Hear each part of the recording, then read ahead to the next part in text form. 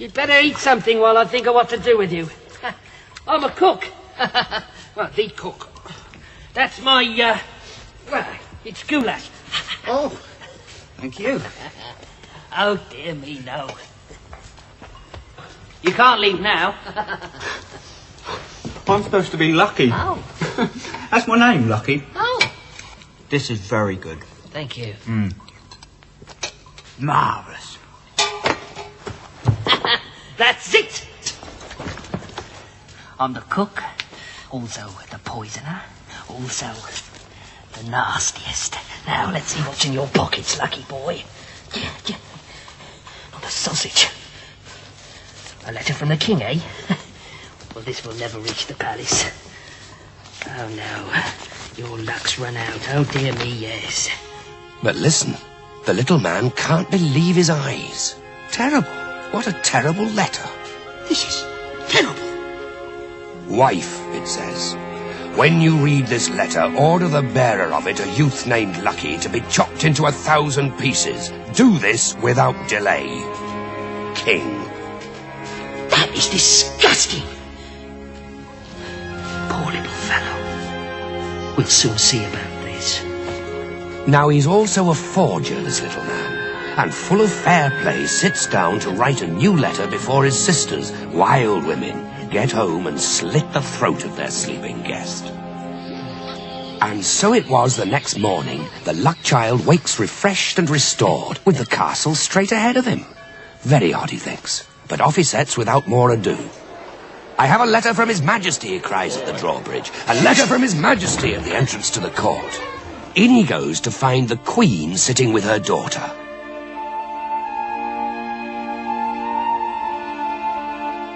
And a thing happens straight off. Boom! The princess looks at Lucky, and Lucky looks at the princess, and boom! That's it. Love. The Queen, meanwhile, astonished, reads and rereads the letter. Well, gracious me. A boo to the king. Boo. And a hiss. Hiss. Picture him on his journey home. He gloats, a sneer thins his lips. He's savouring his cruel deed. The luck child in 1,000 pieces, his letter ordered. By now it would be done. He's cheated fate, he's cheated the prophecy. A mile from the palace he hears bells, and more bells, and then looking up to the battlements, the wicked king sees something. He can't believe it. How? How? How? He howled. No one could hear him. How? You ordered it. Marriage, your letter said, on pain of death. I ordered him to be chopped into 1,000 pieces. I have the letter. 1,000 pieces, it said. I have savoured them the long journey home. Look. He seems a lovely boy. Look, they're so happy. I thought you'd been to a fortune teller. The luck child will one day be king. Father, we're so happy. Thank you. Your Majesty, forgive me. I thought you a cruel tyrant, a blight on the poor. But now you make me, the humble peasant, your son and heir, and the happiest husband there ever was. And the golden feather? Beg pardon? The golden feather from the griffin, do you have it? No, sir.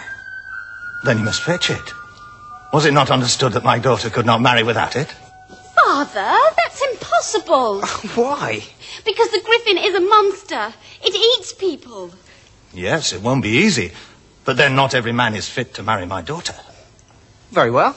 No. Don't worry, I'll come back. No, no one has ever come back. She's right, I'm afraid. We'll see. And so he sets off, the luck child. To the griffin, he tells himself, to the griffin. It becomes a direction when he has none, a distance when he knows none. He strides on. With each mile the land gets poorer. Green gives way to dust, the black deserts of the griffin. On and on he trudges until one day he comes to a lake in which no fish swim. Hey, ferryman! Will you take me across? I go across forward and back, to stay with you or without you. Then I'll join you. As you like.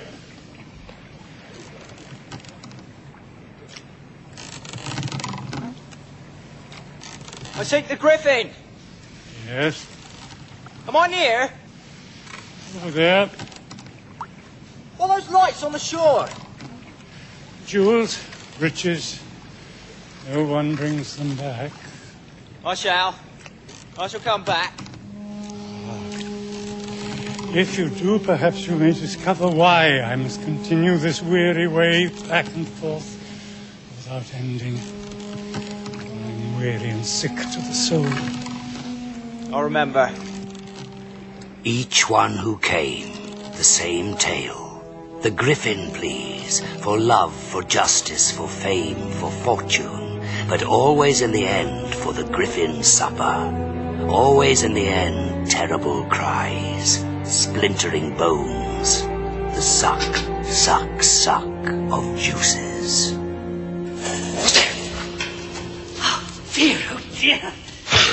What are you doing here? What about your sisters? Oh, they're here too. Huh? Where? Hard to be absolutely certain. What happened? But the Griffin flew by the cave. He was hungry. Well, luckily my cooking saved me. But listen, you must hide, dear boy. He'll be here soon. I need a feather from his back, the golden one. This gold feather? Thank God if you walk out of here in a single portion. Forget the gold feather. But I made a solemn promise to me wife. You did? Oh, dear, oh, dear, oh, dear. And I must also find out when the ferryman can cease his ceaseless crossing. Hide under the table and I'll do what I can.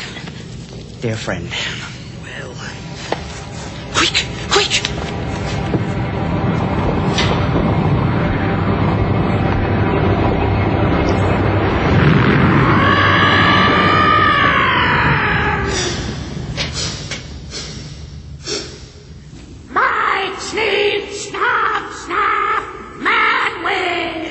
Smell a man, that's me. No, Snuffle's not other sort. But there's no one else here. Now, you hungry? I could eat a house. Of course you could. Stop, ya. Stank of man bits. I not lie. Okay, food now. From underneath the Griffin's table, the boy listens, trying to smell of nothing but bone, of things rotted. Dear, oh dear, oh dear. Oh, God. Dear. Oh. Finish. Good. And now a little scratch? Straight hit scratch.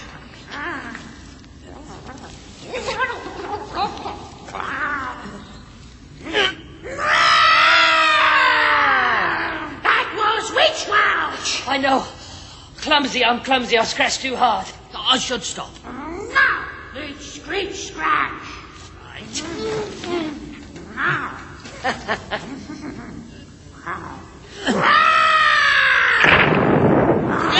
I'm sorry. Oh, dear. I'll be more careful. I'll be, really careful.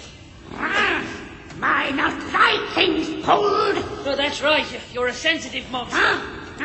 My not monster. I mean, a nice, misunderstood and brilliant beastie.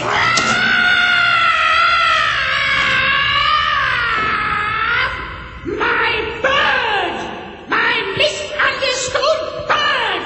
My not beastie. Of course you are. A bird. A very nice bird. Well, I should go back to where I came from, to that dark, horrid cave. Serve me right. No! Don't try and stop me. I'll tell that old ferryman to row me across. Yes, he's outside now, I expect, waiting for a passenger. Poor old fella. I wonder why he's always there. Why can't he leave? His can't do worse than stay the same. Lest someone take pull, then someone curse it the same way as him. Simple. So if someone took his pole, they'd have to row and he'd be free?